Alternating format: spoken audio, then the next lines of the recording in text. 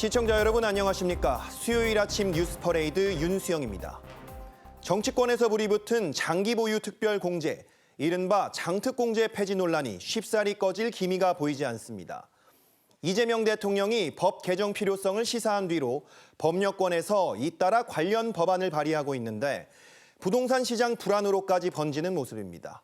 전정원 기자가 보도합니다. 민주당과 진보당 등 법률권 의원 13명이 발의한 장기 보유 특별공제 개편안입니다. 실거주 여부와 상관없이 보유기간에 따라 최대 40%까지 적용되던 장특공을 폐지하는 내용이 담겼습니다.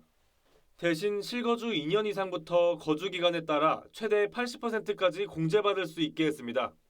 법률권은 이달 초에도 실거주자에 대한 장기 보유 특별공제까지 전면 폐지하는 법안을 냈는데 이재명 대통령이 실거주자가 아닌 1주택 보유자들까지 공제 혜택을 주는 건 맞지 않다고 지적하자 한 달도 안 돼 또 다른 법안을 다시 낸 겁니다.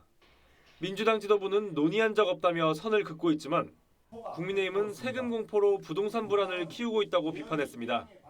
정부가 예고한 7월 세제 개편안은 사실상 세금 폭탄 공습 경보나 다름없습니다. 지방선거 이후 장특공제 개편에 보유세 강화까지 거론되면서 장기 보유자 불안도 커지는 모습입니다.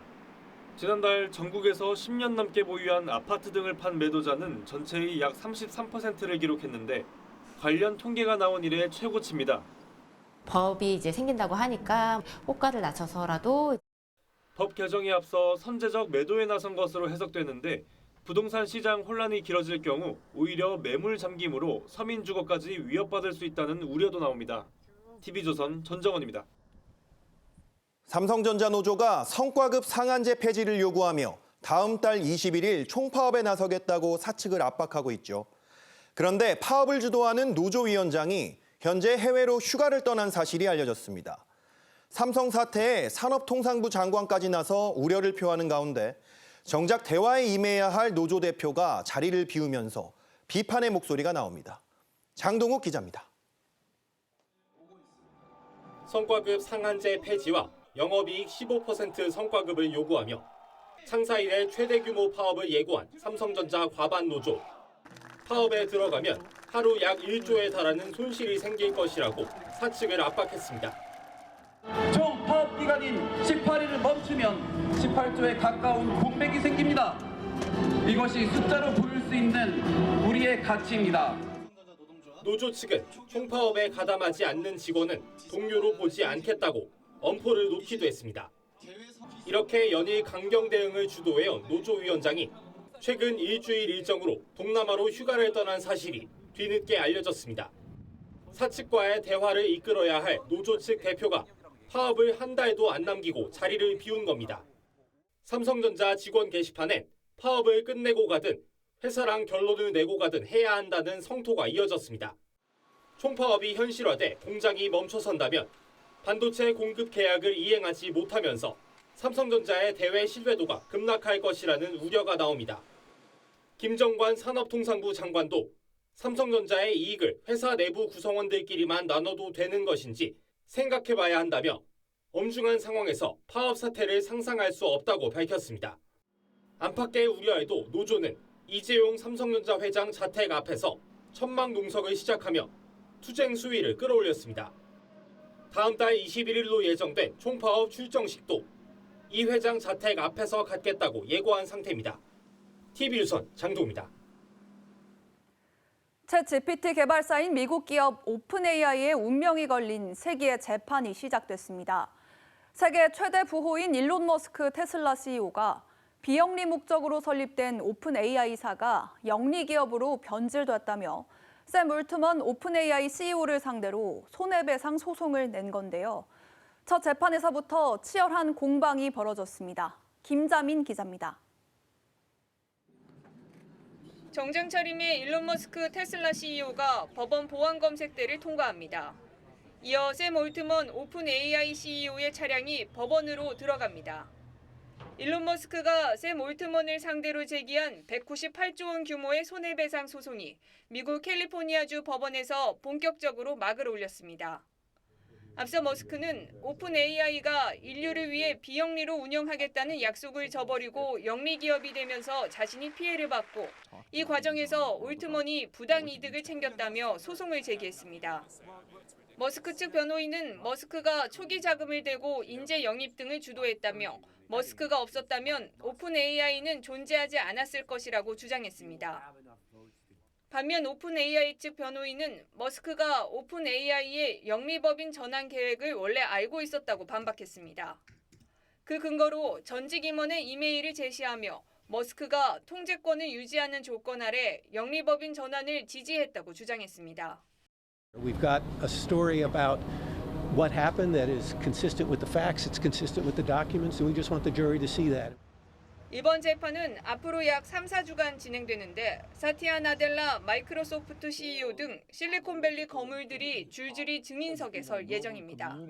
TV조선 김자민입니다. 더불어민주당 광주 광산구청장 후보로 확정된 박병규 현 구청장 측이 경선 과정에서 불법으로 당원을 모집했다는 주장이 제기됐습니다. 당원 명부가 대리 작성되고 필체를 바꿔가며 타 지역 거주자 이름까지 허위로 넣었다는데 민주당은 자체 진상조사에서 문제가 없다고 판단했습니다. 곽승한 기자의 단독 보도입니다. 광주에서 활동하는 사업가 J씨의 사무실. 이곳에서 지난해 8월 민주당 광산구청장 후보 경선에 참여할 신규 당원 입당 원서가 대리 작성됐고 이 과정에서 광산구 비거주자는 물론 수도권 거주 당원까지 주소 조작을 통해 선거인단으로 접수됐다고 당시 명부 작성에 참여한 이들이 주장했습니다. 인위적으로 주는 주소가 있어요. 광역시 광산구 무슨 또 어디 아파트면 또 이런 식으로. J씨 측은 대리 작성이 들통나지 않게 필체를 바꾸는 수법까지 알려줬다고 했습니다. 똑같은 필체가 아니어야 된다니까 왼손으로 쓰고 날려쓰기도 해보니 밝혀서. 이들은 불법 당원 명부 작성에 여러 차례 참여했고 대리 작성한 명단이 1,000명이 넘는다고 밝혔습니다. J씨는 당시 광산구청장 경선에 나선 박병규 현 구청장의 지인으로 알려졌는데 이들은 J씨가 관여한 비슷한 불법 당원 모집이 과거에도 수차례 광주 전역에서 이뤄졌다고 덧붙였습니다. 지방선거를 앞두고 지난해 말 경선 불법 당원 모집 의혹이 서울과 경기도 등 곳곳에서 불거지자 민주당은 자체 조사를 벌였습니다.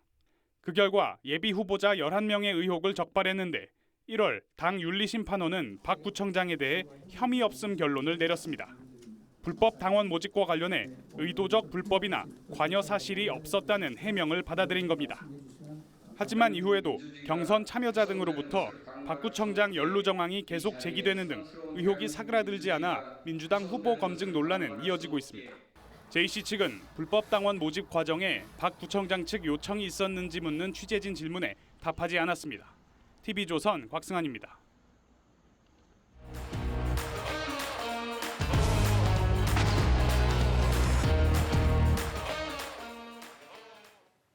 정치권 소식 짚어보는 아침의 맞수 시간입니다. 김진욱 더불어민주당 당대표 언론특보, 윤기찬 국민의힘 법률위 부위원장 나오셨습니다.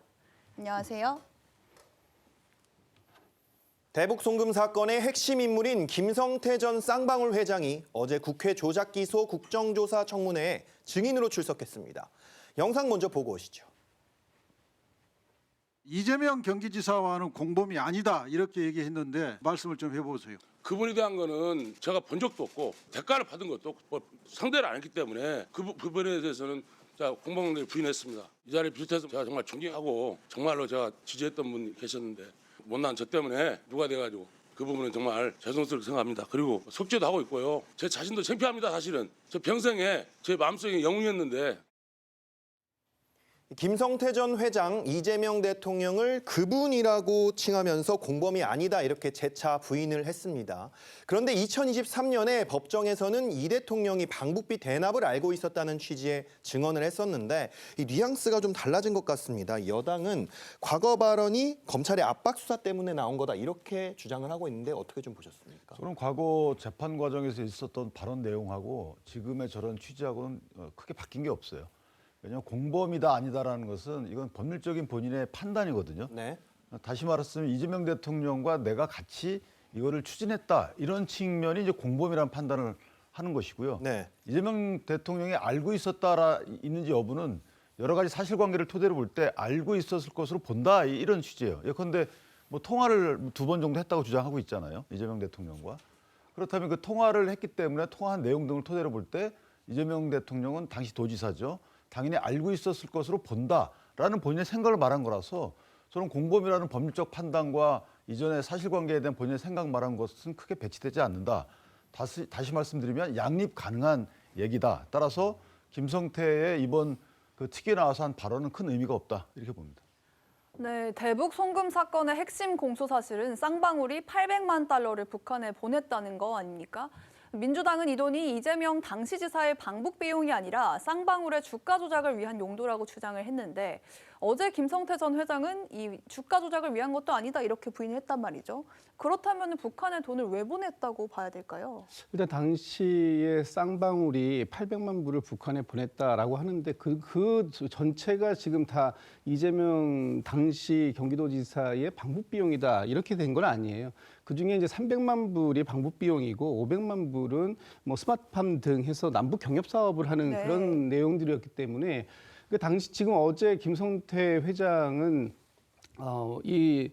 북한하고 뭘 한다고 해가지고 기업을 공시하거나 어떤 기업의 활동, 그 기업을 설명할 수도 없는 상황이기 때문에 이익을 볼 여지가 없다라고 주장을 했습니다만 실질적으로 남북 경협 사업들에 있어서 수혜주가 될 수 있다라고 한다면 기업의 가치는 올라가고 거기에 대한 따라서 투자들도 자연스럽게 이루어지는 거 아닙니까? 네. 그런 상황들을 염두에 두고 남북 경협 사업을 한 것 아니냐라는 것이 이제 저희 쪽 시각이고 또 민주당에서 주장하는 것 중에 당시에 방북 비용과 관련됐다라고 얘기하는 부분들이 실질적으로 뭐 니오남이나 이런 사람들을 필리핀에서 만난 적도 없다고 하는데 어떻게 방북 비용으로 대가를 줄 수 있겠느냐 하는 측면에서 이번 국정조사를 통해 가지고 어느 정도 사실이 규명됐다라고 저희는 보고 있는 겁니다. 네, 이 앞서 방용철 전 쌍방울 부회장은 김성태 전 회장이 필리핀에서 리호남을 만나서 방북 비용 70만 달러를 건넸다 이렇게 증언을 했는데 여기에 대해서도 질문이 쏟아졌습니다. 이 김 전 회장이 이재명 당시 지사의 공모에 대해서는 부인을 하긴 했는데 이 방용철 전 쌍방울 부회장이 리호남을 만나서 뭐 김성태 전 회장이 돈을 줬다 이 부분에 대해서는 재판 중이라는 이유로 이 증언을 거부하며 답변을 하지 않았는데 이 이유는 뭐라고 보셨어요? 저건 사실관계이기 때문에 저에 대해서 만약에 사실과 달리 또는 본인의 기억과 다른 증언을 하게 되면 위증죄가 되기 때문에 네. 저거는 재판을 이유로 증언을 거부한 거죠. 근데 이제 아까 그 대변인이 말씀하신 것과 관련돼서 리오남을 통해서 건너간 돈이 100만 달러뿐이 안 돼요. 나머지 700만 달러는 다른 루트로 건너갔고 그건 다 영수증이 있어요. 따라서 300만 달러가 저희가 그 방북 대납으로 재판부에 인정한 거잖아요. 네. 그렇다면 200만 달러는 다툼의 여지가 없는 거고. 그다음에 이제 리오남을 만난 것 관련돼서 뭐 국정원의 문건 이런 것과 다르다고 하는데 실제 방용철 쌍방울 전 부회장은 정확히 증언을 하죠.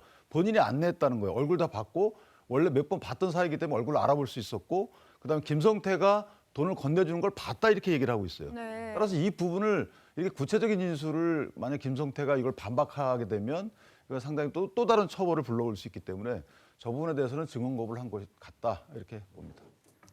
네, 김성태 전 회장은 민주당이 그동안 검찰 회유의 근거로 주장해온 이른바 연어 술 파티 의혹에 대해서는 단호하게 부인했습니다. 이 영상 보고 이야기 이어가겠습니다. 쌍방울 직원이 그 음료수 페트병에다가 소주를 담아가지고 검찰청 안으로 들고 들어와가지고 소주를 그렇게 마시고 그랬었나요? 제가 나이가 몇인데 먹는 거 이제 그만 좀 말씀해주면 좋겠습니다. 연어 먹었다고 일에 무슨 관계인지 분명히 말씀드리면 정확히 술 안 먹었고요. 네, 앞서 민주당 의원들이 소주를 생수병에 옮겨 담아서 이 검찰청으로 들어가는 시연까지 하면서 연어 술 파티 의혹을 주장해 왔습니다. 김 전 회장은 답변을 아끼는 와중에도 이 연어 술 파티 의혹은 강하게 부인했는데요. 이화영 전 부지사와는 진술이 엇갈리고 있습니다.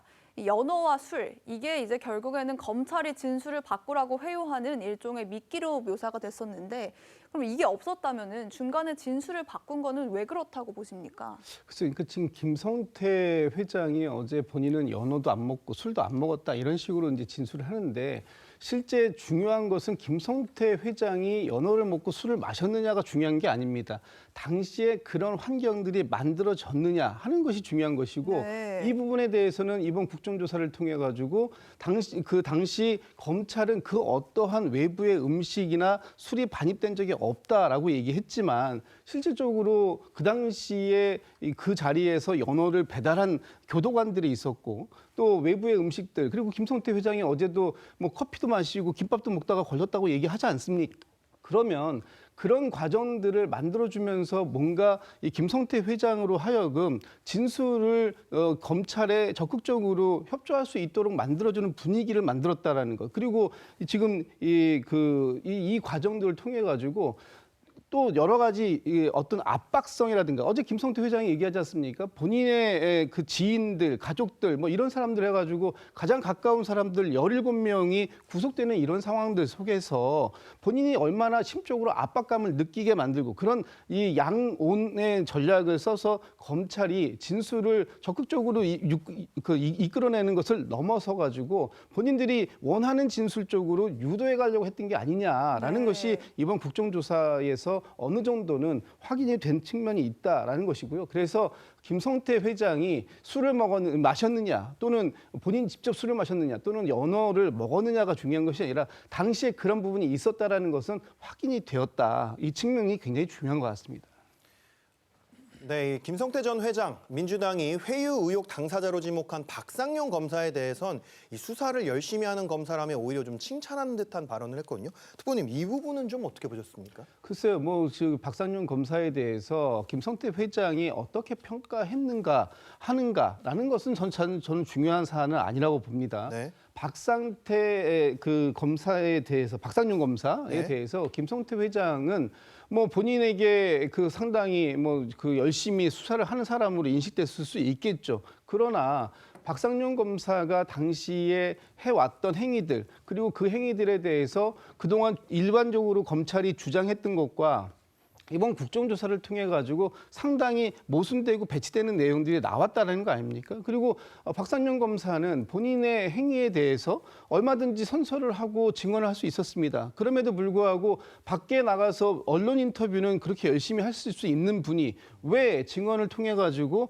본인의 주장을 이 국정조사장에서 하지 않았는가라는 부분을 봤을 때 당시에 김성태 회장이 박상용 검사에 대한 평가를 어떻게 하는 것은 사실 저는 중요한 그 이슈는 아니라고 보고요. 어쨌든 이번 국정조사를 통해서 이 검찰이 또 이 특정 그 정적을 제거하기 위해서 목표를 정해놓고 한쪽으로 그 방향대로 움직여서 갔던 것 그리고 그런 과정들을 위해서 수사의 행태가 일반적인 행태하고 많이 벗어나 있는 그런 잘못된 관행적 수사를 했었다라는 것 이런 것들이 확인된 그런 국정조사였다라고 평가해야 될 것 같습니다. 근데 그 사실 저희가 저 박상용 검사 일을 잘했다라는 의미는 만약에 지금 특보님 말씀하신 것처럼 뭐 거짓된 진술을 강요하거나 회유하거나 그다음에 본인 가족들까지 탈탈 털어가지고 없는 죄를 만들려고 노력했거나 이랬으면 일 잘했다는 표현 안 하겠죠. 죽일 놈이라고 하겠죠. 죄송합니다. 죽일 사람이라고 표현하겠죠. 그러니까 일을 잘했다는 것은 본인을 탈탈 털었지만 일 검사로서의 본연의 임무를 잘 하더라. 이 말은 허위 진술을 강요하거나 이런 게 없었다는 것에 대한 하나의 반증인 것이고요. 또 하나는 그 이화영 부지사의 법정 진술을 보게 되면 원래 변호사 있을 때 본인이 진술 번복을 해서 11차부터 14차까지는 다 이재명 대통령이 알고 있었다는 취지, 보고했다는 취지로 진술을 해요. 그러니까 법정에 가가지고 이화영 부지사의 부인께서 뭐 이렇게 뭐라고 하니까 내가 그 선임한 변호사를 믿겠다라고 해서 그 선임한 변호사가 그 변호사니까 믿겠다고 할 정도로 본인의 진술을 유지합니다. 자, 이 상태에서 어느 것을 믿어야 될지 법원이 판단하고 이화영 부지사의 이재명 대통령께 보고했다는 진술을 믿고 판결을 한 거예요. 근데 이게 왜 조작인지, 왜 이렇게까지 국력을 낭비해야 되는지 도대체 이유를 알 수 없는 거죠. 네, 다음 소식 짚어보겠습니다. 민주당 광주 광산구청장 경선 과정에서 후보로 확정이 된 박병규 현 구청장이 대규모 불법 당원 모집에 연루됐다는 주장이 제기됐습니다. 관련 이야기 먼저 듣고 오시죠. 임의적으로 주문 주소가 있어요. 광역시 광산구 무슨 또 어디 아파트 몇 동 이런 식으로. 똑같은 필자가 아니어야 된다니까 뭐 인소리도 쓰고 말을 날려쓰기도 하고 밝혀서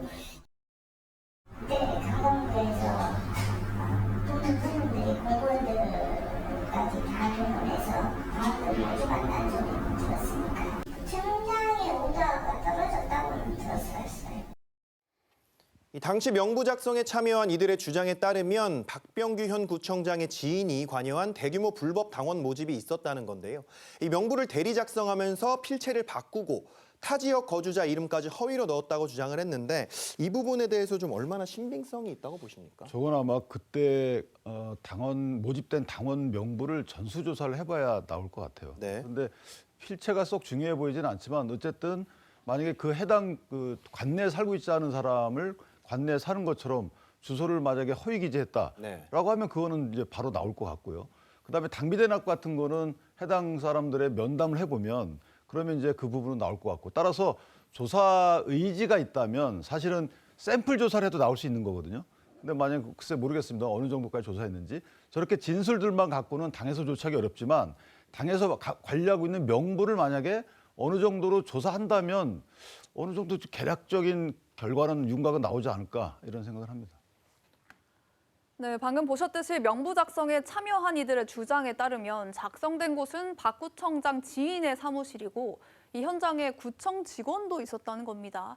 그런데 민주당 자체 조사에서 혐의 없음 결론이 난 건데 이제 위원장님 말씀하신 뭐 명부라든지 아니면 뭐 이렇게 진술을 한 사람들이라든지 당에서 자체적으로 조사를 한 겁니까? 당에서는 뭐 자체적인 조사를 좀 했었다고 봅니다. 아마 그런데 무혐의 처리가 났다라고 한다면 당이 가지고 있는 조사권의 어떤 한계 부분도 저는 있을 수 있다고 보고요.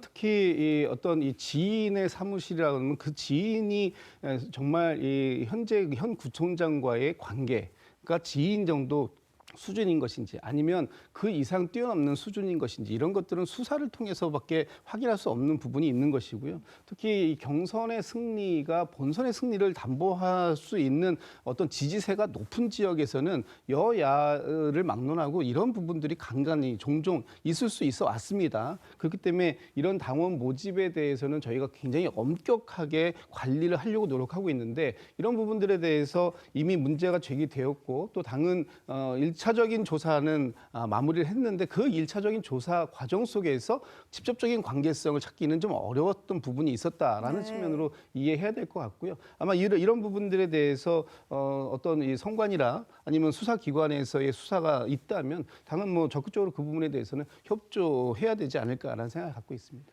네, 이제 최근에는 민주당 손훈모 순천시장 후보의 불법 정치자금 수수 의혹도 불거진 상태입니다.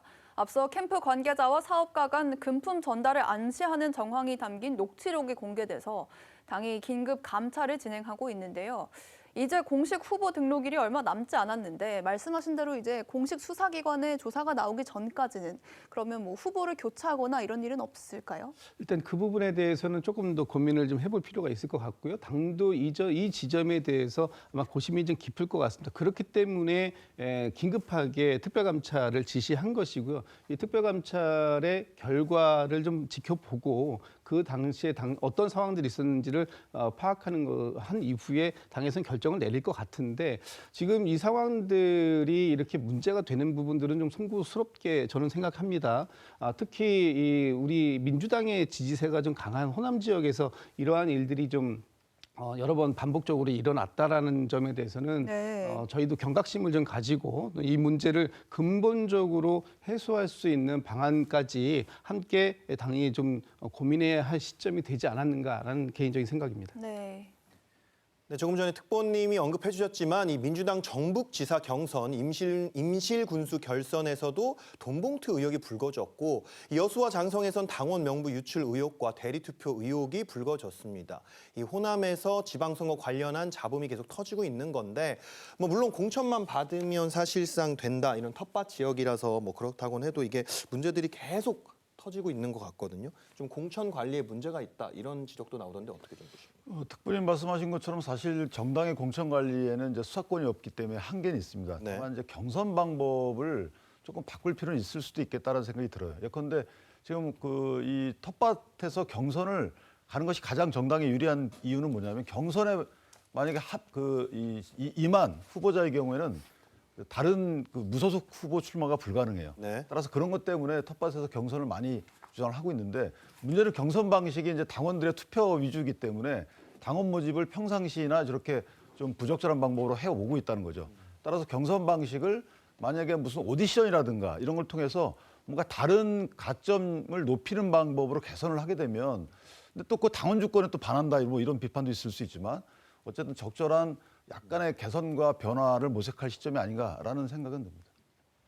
네.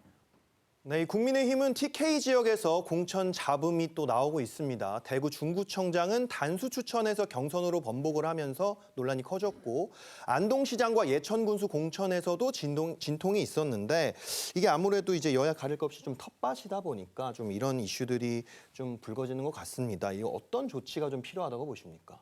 그 대구 중구청장 같은 경우에는 이제 텃밭과는 다소 갈등의 양상이 좀 달라요. 그 부분은 이제 번복했던 거거든요. 후보자 선출 방식을 네. 원래는 단수 추천했다 이제 경선을 바꾼 것인데 저 부분은 이제 단수 추천한 이후에 막 추천하는 과정에서 지켜야 될 룰을 안 지켰다 해가지고 경선을 바꾼 거고 근데 경선을 발표했더니 이제 원래 단수 추천 받았던 후보는 임하지 않겠다 그래서 갈등이 커진 양상입니다. 네. 그래서 저 부분은 아마 공관위에서 중앙공관에서 다시 한번 결정을 하겠지만 어쨌든 저 불가피한 면이 없지는 않아요. 왜냐하면 사후에 저희가 알게 된 사안을 반영하려면 가끔은 변화가 불가피하지만 조금 더 양측에 수긍할 수 있는 방법의 설명이나 조치가 좀 뒤따를 필요는 있겠다 이렇게 생각합니다. 네, 오늘 두 분 말씀 여기까지 듣겠습니다. 감사합니다. 겨울옷들 정리하러 세탁소 찾았다가 이란 전쟁으로 치솟은 기름값 탓에 세탁 비용이 크게 올라 놀라신 분 많으실 겁니다. 목욕비와 택배비까지 생활 물가가 줄줄이 오르며 서민들의 한숨이 깊어지고 있습니다. 임유진 기자입니다. 40년 넘게 세탁소를 운영해온 백성호 씨. 인근 시세보다 저렴한 가격을 줄곧 유지해왔지만 최근 5년 만에 일부 세탁비를 5천 원 올렸습니다. 기름이 4만 원 하다가 8만 원 정도 하니까 올려야죠. 지금 이 상태로는 할 수가 없어요. 안 돼요. 손님들의 반응이 걱정되지만 재료값이 내려가지 않으면 추가 인상까지 고민하고 있습니다. 와이셔츠 한 벌에도 비닐, 옷걸이, 고정 자재까지 여러 비용이 들어갑니다. 유가까지 오르면서 세탁비 부담이 커지고 있습니다. 온라인 세탁업체도 사정은 마찬가지입니다. 나흘 전부터 일부 세탁 가격을 20% 넘게 올렸습니다. 원유값이 치솟으면서 필수 자재값이 최대 80%까지 급등한 탓입니다. 택배비도 직격탄을 맞았습니다. 편의점들은 다음 달부터 일제히 국제 택배 요금을 7% 올리는데 최근 크게 오른 유류 할증료 때문입니다. 이외에도 김밥, 짜장면 같은 외식 물가부터 이발, 미용, 목욕료까지 일상적으로 이용하는 서비스 물가가 줄줄이 오르는 중입니다. 오르기 시작하면은 다시 내려가지를 않잖아요. 그래서 뭐 당장도 당장인데 전쟁 이후로도 빠르게 안정될 것 같지도 않고 또 좀 막막하고. 정부가 유류세 인하와 현금 지원 카드까지 꺼내들었지만 전쟁이 몰고 온 물가 부담은 한동안 계속될 걸로 보입니다. TV조선 임유진입니다. 선거철이면 다양한 현수막들이 거리를 점령하고 있는데 이 가운데 규정을 지키지 않고 마구잡이로 내건 것들도 많아 시민 안전을 위협하고 있습니다. 신호등을 가리거나 거미줄처럼 엉겨있는 현수막 끈에 초등학생이 걸려 기절하는 일도 있었습니다. 장혁수 기자입니다. 도로 위에 초등학생이 쓰러져 있습니다. 횡단보도를 건너다 현수막 끈에 목이 걸려 기절한 건데 얼굴 여러 곳을 다쳐 병원 치료를 받고 있습니다. 어디가 제일 아파? 머리라고 숙여가지고. 여기서부터 이렇게 해가지고 여기 목까지 이렇게 밥을 못 먹고 있고요. 먹으면 더 하고 먹으면 더 하고. 사고 당시 현수막 끈이 묶여있던 자리입니다. 제 가슴 높이 정도인데 어린이 키 높이 보행로를 위협하는 장애물이 된 겁니다. 원래는 저 위에다 올렸는데 국회의원들이 막 그러나갖고 그 자리가 거기밖에 없었어요. 현행 규정상 현수막은 지면 2.5m 이상 높이로 설치해야 하지만 취재진이 둘러본 도심 곳곳은 규정 위반 투성입니다. 횡단보도 입구를 점령해 시야를 가리는가 하면 통행을 가로막기도 합니다. 신호등 기둥엔 잘라낸 끈이 흉물스럽게 방치돼 있습니다. 정당과 정부가 내건 현수막도 예외는 아니지만 관리 주체는 오히려 당당합니다. 옮겨달라고 하면 되는 거잖아요. 피해는 고스란히 시민들의 몫입니다. 나도 거기 넣으면 뛰어다 보면 눈앞에서 현수막이 보이잖아요. 본격적인 선거운동 기간을 앞두고 실효성 있는 단속과 규제가 시급합니다. TV조선 장혁수입니다.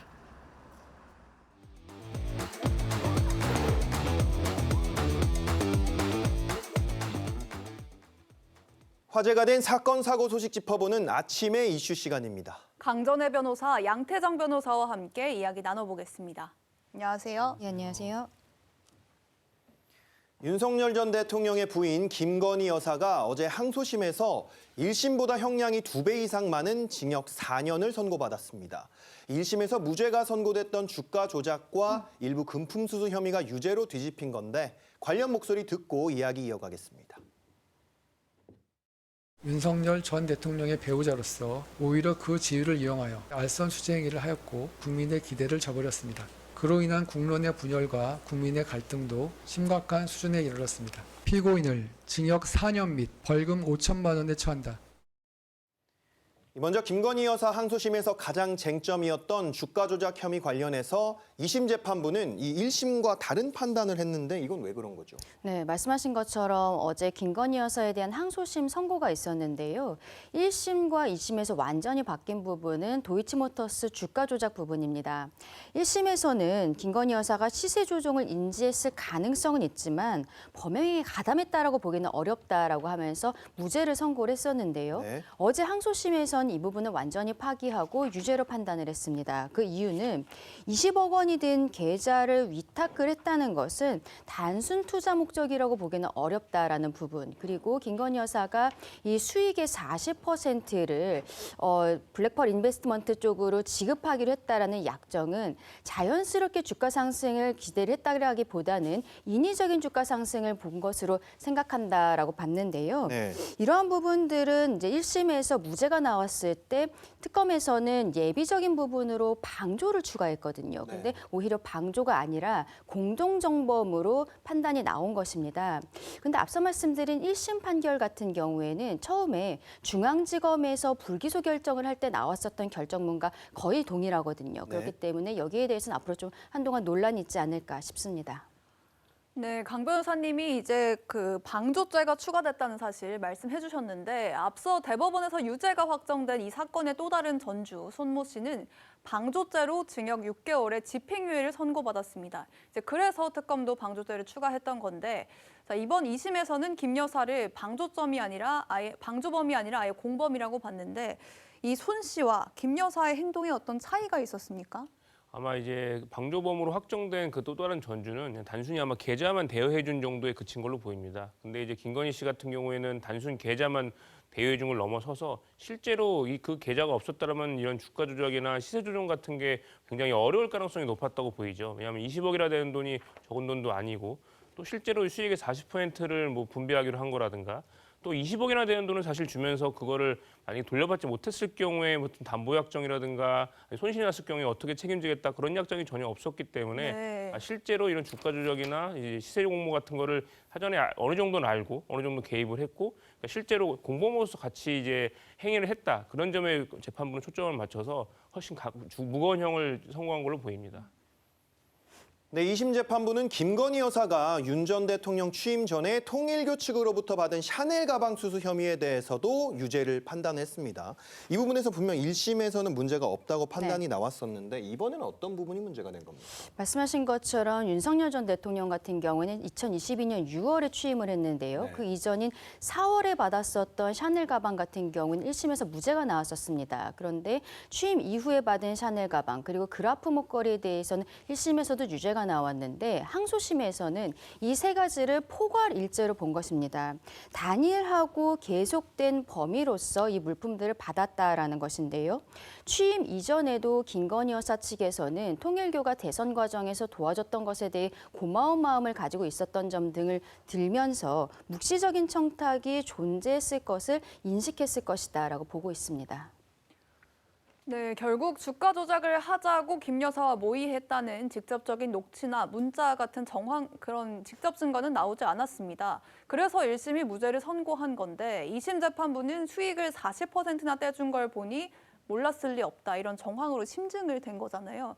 아무래도 형사재판에서는 엄격한 증명을 해야 되는데 이 원칙에 어긋난다는 지적도 나오던데 이 부분은 어떻게 보셨어요? 사실 이런 주가 조작이나 시세 공모에 있어서의 가장 지적 증거는 계좌를 대여했다는 그 사실입니다. 그렇기 때문에 20억이나 되는 계좌를 대여했고 또 40% 분배 약정 같은 거는 그건 이미 증명된 사실이고요. 네. 그 외에 뭐 이렇게 무슨 담보 제공을 하지 않았다 아니면 원금 보장 약정을 하지 않았다 이런 것들은 사실상 뭐 그 앞에 말씀드린 계좌 대여를 어느 정도 뒷받침할 수 있는 어느 정도의 간접 증거라고 하더라도 이런 증거를 종합적으로 결정해서 재판부가 결론을 내린 걸로 판단됩니다. 네. 이 김건희 여사 측은 납득할 수 없는 판단이라면서 대법원에 상고하기로 했습니다. 1심과 2심이 지금 결론이 완전 다르잖아요. 네. 이 대법원이 그럼 원심을 파기할 수 가능성도 있을까요? 일단 1심에서 무죄였다가 2심에서 유죄로 인정된 부분 중에 취임 전에 샤넬백을 받은 부분 같은 경우에는 포괄일죄로 보지 않았었던 1심이 오히려 의아하다라는 법조계의 의견들도 있었던 만큼 대법원에 갔을 때는 도이치모터스 사건에 있어서 주가 조작 혐의가 쟁점이 될 것으로 보이는데요. 앞서 말씀드린 것처럼 1심에서 무죄 판결이 나왔을 때는 중앙지검에서 불기소 결정을 할 때의 논리와 같은 부분들이 있었습니다. 그런데 항소심에서는 40% 약정이라든지 그리고 20억 원을 준 것은 이것은 자연스러운 주가 상승을 생각했던 것은 아니다라는 판단들이 있었는데 이게 직접적인 증거가 있다라고 보기는 어려운 부분들이 있는 것이죠. 그래서 2심은 사실심이고 대법원은 법률심이기는 합니다만 법리 오해를 주장하면서 아마도 김건희 여사 측의 변호인 측에서는 상고심에서도 대법원에서도 강하게 이 부분을 다투게 되지 않을까 생각합니다. 네, 이어서 다음 소식 짚어보겠습니다. 경찰이 강선우 무소속 의원의 위장 전입 의혹과 관련해 증거 불충분으로 불송치했습니다. 경찰의 판단 어떤 의미가 있다고 보셨습니까? 사실 뭐 구체적인 불송치 이유는 제가 확인하지 못했습니다만 뭐 어느 정도 근거가 있다고 생각을 합니다. 사실 이 주민등록법 위반을 굳이 하는 가장 큰 동기는 이제 위장 전입 같은 경우가 큰데요. 막 이제 학교를 옮긴다든가 그런 경우가 큰데 이 경우 사실 굳이 뭐 위장 전입을 굳이 할 게 의도가 없었다고 보이는 거죠. 남편이나 딸 그리고 뭐 강 의원의 어머니들이 종로가 아닌 강석으로 위장 전입했다고 하는데 그 강선 의원 같은 경우에 국회의원이고 국회의원은 굳이 자기 지역에 주민등록을 하지 않아도 국회의원 출마에 전혀 문제가 되진 않습니다. 네. 그렇기 때문에 굳이 꼭 거기를 위장 전입해야 될 그런 목적이 있었나 그것도 의심되는 것 같고요. 실제로 경찰 조사에서 뭐 이제 강서구 그 자택에서도 뭐 택배를 받았다든가 그 지역에서 뭐 이제 신용카드를 결제했다는 그런 내역들이 나왔기 때문에 그냥 강서구라든가 종로구 두 군데 다를 생활 근거로 본 거죠. 생활 근거는 여러 개를 둘 수 있고 그중에 하나만 주민등록이 돼 있어도 주민등록법 위반은 아니기 때문에 저는 나름 불송치 이유가 타당하다고 생각합니다. 네. 네, 이 강 의원이 받고 있던 의혹은 이 코로나19 시기 당시에 가족이 입원한 병원에 방문해서 갑질을 했다는 의혹까지도 받았었던 적이 있었는데 이 부분과 관련한 혐의는 각하로 종결이 됐습니다. 네, 맞습니다. 이유가 뭡니까? 23년 7월에 강선우 의원은 당시 코로나가 유행하던 상황이었는데 서울 시내 한 종합병원에 입원해 있었던 가족을 면회를 하면서 방역 지침을 위반하면서 면회를 한 혐의입니다. 그때 본인이 국회의원이라는 직을 이용해서 면회한 것이 아니냐라는 이야기들이 언론에 많이 나왔었는데요. 당시 강 의원은 PCR 음성 결과는 없었고 신속항원 검사만 했었던 것으로 알려지고 있습니다. 그런데 경찰에서 수사를 해보니까 해당 병원 같은 경우에는 신속항원 검사만으로도 면회가 가능했었던 부분들이 나온 것이죠. 다만 지금 좀 논란이 되고 있는 부분은 업무방해와 관련해서 병원의 관계자의 진술을 청취를 해야 되는데 이 부분을 병원 측에서 협조를 하지 않았던 것입니다. 그래서 경찰에서는 관련자 자체를 특정을 하지 못했기 때문에 고발장 이외에 더 이상 나오는 증거가 없다라고 하면서 각하로서 결정이 마무리된 것입니다. 네, 일단 강 의원이 받고 있던 의혹 중에서 위장 전입과 갑질 의혹에 대해서는 일단 씻어낸 셈이고요. 그런가 하면 이제 공천 대가로 현금 1억 원을 주고받은 혐의로 기소된 강 의원과 김경 전 서울시의원의 첫 공판이 오늘 열리게 됩니다. 네, 지난 3월에 두 사람이 구속된 지 약 2달 만인데요. 오늘 재판에서는 어떤 부분이 가장 큰 쟁점이 되게 될까요? 아마 이제 첫 공판인 만큼 이제 뭐 이런 범죄에 대해서 어디까지 인정하고 어디까지 부인하는지 그걸 먼저 결정하게 될 것 같습니다. 뭐 김경 시의원 같은 경우에는 자기가 이제 주었다는 걸 인정을 하고 있는 상황이고 강선 의원 같은 경우에는 받지 않으려고 했지만 받았고 자기도 모르는 새 받았고 그래서 그거를 안 즉시 돌려줬다고 주장을 하고 있는 건데 어느 정도 수령에 대한 부분 그리고 그 수령한 장소가 서울 용산구에 있는 호텔이었다는 거 그런 거는 어느 정도 밝혀진 걸로 보입니다. 근데 다만 이제 이런 1억이나 되는 그런 공천원금 자체가 이제 사실상 뭐 불법성이 굉장히 커 보임에도 강선호 의원 같은 경우에는 뭐 단순 대여라는 식으로 주장하기도 하는 것 같고 또 이게 돌려줬다고 주장하는 것만큼 근데 사실 받은 시점과 돌려준 시점에 어느 정도 상당한 갭이 있어서 이 시간적 간격을 어떻게 해명할지 좀 그게 관건이라고 생각을 합니다. 네, 이 강선우 의원 같은 경우는 구치소 내에서 과도한 접견을 통해 특혜를 누리고 있다는 이른바 황제 접견 논란에도 휩싸인 상황입니다. 구치소에서 하루 평균 1.75회 거의 2번에 가까운 접견을 받은 걸로 확인이 됐는데 이 과거에 비슷한 논란이 일었었던 윤석열 전 대통령의 접견 기록을 넘어선 걸로 전해졌습니다. 하루에 2번 가까이 접견을 하면 이게 사실상 뭐 구치소의 어떤 감옥 감방 안에 있는 게 아니라 접견실에만 있었다 뭐 이렇게 봐도 되는 것 같은데 이래도 되는 겁니까? 그렇죠. 왜냐하면은 변호인 접견 같은 경우에는 시간 제한이 없기 때문에 그런 지적들이 나오고 있는 것입니다. 강선호 의원 같은 경우에는 지난달 11일부터 이번 달 16일까지 36일간 63회의 접견을 한 것으로 나왔는데요. 이 변호인 접견이 41회 그리고 가족 등 민원인 접견이 22회입니다. 또 김경 전 시의원 같은 경우에도 52회의 접견을 한 것으로 알려지고 있습니다. 근데 이제 주말 공휴일 같은 경우에는 원칙적으로 접견이 어렵고요. 구치소장이 특별히 허가를 했을 때 그 접견을 할 수 있는 것이기 때문에 주말 공휴일을 제외한 평일로 했을 때는 일평균 2회가 넘는 것이죠. 그래서 말씀하신 것처럼 지난번에 윤석열 전 대통령이 황제 접견을 하고 있는 것이 아니냐라는 지적들이 있었는데 윤 전 대통령을 넘어선 접견 횟수를 보이고 있는 것입니다.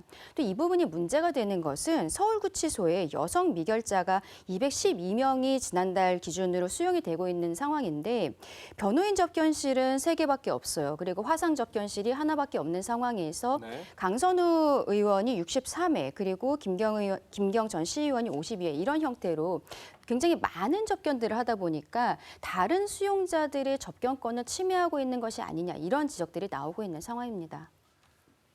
네, 양 변호사님께 좀 하나 여쭤보고 싶은 게 지금 김경 시의원과 강선우 의원 같은 경우는 이제 김병기 의원의 녹취에도 김병기 의원이 조금 연루가 되어 있잖아요. 근데 김병기 의원 같은 경우는 이제 11개 혐의를 지금 조사하는 과정에서 경찰이 굉장히 8개월간 뭐 계속 수사를 이어가고 있는 상황이란 말이죠. 이 두 사람의 어떤 공판이나 두 사람의 진행이 김병기 의원과도 좀 연계가 될 수 있겠습니까? 그래서 저는 그 부분은 조금 회의적으로 보는 게 왜냐하면 그 김병기 의원과의 강선우 의원 그 두 사람에 대해 대화 녹취록에 이제 내용이 나옵니다만 거기에서 김병기 의원은 이걸 왜 나한테 얘기를 하냐 공천원금은 이런 거는 큰일 난 일을 한 거라는 식으로 아예 모르고 있었다거나 개입하지 않으려는 모습을 보였기 때문에 직접 뭐 이 사건의 뭐 직접 당사자는 아니라고 생각을 합니다. 네, 오늘 두 분 말씀은 여기까지 듣겠습니다. 감사합니다. 감사합니다. 국내 최대 규모의 바이오 헬스 산업 행사인 바이오 코리아 2026의 막이 올랐습니다. 올해는 해외 진출을 위한 혁신 기술을 선보이는 자리도 마련됐는데요. 차정승 기자가 다녀왔습니다. 스포이드처럼 생긴 가늘고 긴 실험기구가 용액을 자동으로 빨아들인 뒤 연구자가 설정해둔 곳으로 이동합니다. 세포를 배양하거나 시약을 만들 때 일일이 사람 손으로 하던 작업을 정교하게 대신하는 자동화 기계입니다. 국내외 유명 제약사들이 도입하고 있습니다.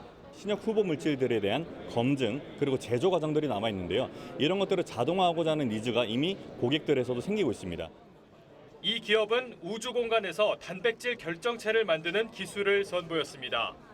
지구에선 중력 때문에 결정을 얻기 어렵다는 점을 극복한 건데 여러 신약 개발 회사들이 제작 요청을 하고 있습니다. 우주에서는 대류 현상과 침전이 없기 때문에 완벽하게 잘 구성이 된 단백질 구조를 얻을 수가 있습니다. 그게 저희의 핵심입니다. 한국보건산업진흥원과 충청북도가 주최하는 바이오 코리아는 올해 21번째로 올해는 59개국에서 775개 회사가 참여했습니다. On the CDMO part, the manufacturing part, I mean Korea is probably one of the top, if not the top. So I'm looking at potentially making some co-investment with some of the investor here. 기술 거래와 투자 유치 등을 논의하는 비즈니스 부스는 지난해보다 2배가량 많아졌습니다. 한국 바이오헬스 산업의 기술 수준을 한눈에 볼 수 있는 이번 행사는 내일까지 계속됩니다. TV조선 차정승입니다. 렌즈에 담긴 그 순간 그 의미를 읽어봅니다. 사진기자가 선택한 아침의 한 장입니다. 올해 1분기 청년층 실업률이 코로나 이후 가장 높았는데요. 청년들의 취업을 위해 정부와 경제단체가 주최하는 대한민국 상생채용 박람회가 어제 개막했습니다. 취업을 향한 뜨거운 열기 함께 보시죠. 한 구직자가 구두 뒤축에 발 뒤꿈치가 쓸리면서 생긴 상처를 휴지로 감싼 채 면접을 보고 있습니다. 벤치에 앉아서 기업 정보를 살펴보는 참가자에게는 고심이 느껴졌습니다. 한 청년은 구직에 필요한 정보를 노트에 빼곡히 적고 있었습니다. 어제 서울 양재 AT센터에서 개막한 채용 박람회는 시작 전부터 구직을 희망하는 청년들이 줄을 섰는데요. 오늘까지 계속되는 이번 박람회에는 약 700개 기업이 참여해서 2,200명 이상을 채용할 예정입니다. 고양시 킨텍스에서는 국방부 주최로 국군 장병 취업 박람회가 열렸습니다. 이곳도 개막 전부터 전역을 앞둔 장병들이 구름같이 모였는데요. 장병들에게 기업에 대한 정보와 면접의 기회를 제공하는 이번 박람회는 오늘까지 계속될 예정입니다. 지금까지 아침의 한장이었습니다.